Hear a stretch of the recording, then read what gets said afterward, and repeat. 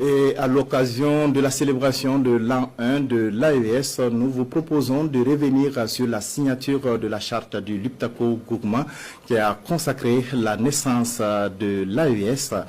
Que disent les articles les plus importants de cette charte? Des éléments de réponse avec Jacques Lamissa Tarpaga. L'idée d'une union entre les États du Sahel dans sa forme actuelle germe dès les premiers mois de 2023. La proposition est faite au Mali par le Premier ministre du Burkina Faso, Maître Apollinaire Joachim Sion Kelem de Tambela, qui propose la mise en place d'une fédération en vue de répondre aux aspirations des deux peuples.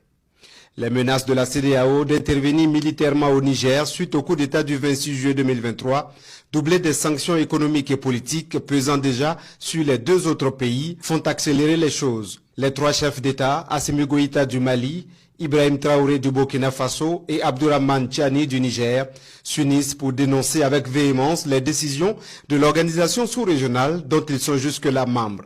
Moins de 2 mois plus tard, le 16 septembre 2023, naît l'Alliance des États du Sahel à travers une charte baptisée Charte du Liptako Gourma. Dès lors, les trois pays affirment leur volonté de mutualiser leurs forces contre toute forme de menace. Guidés par les valeurs de solidarité, de fraternité et d'amitié, engagés à renforcer les liens séculaires entre leurs peuples, déterminés à exercer pleinement et à veiller au respect de la souveraineté nationale et internationale, les États établissent à travers ce document l'architecture de défense collective et d'assistance mutuelle avec en ligne de mire le combat sans relâche contre le terrorisme. La charte du Liptako Gourma prévoit également la gestion et le règlement des rébellions armées ou toute menace contre l'intégrité territoriale et la souveraineté d'un État parti par la voie pacifique et diplomatique, mais par l'usage de la force en cas de nécessité.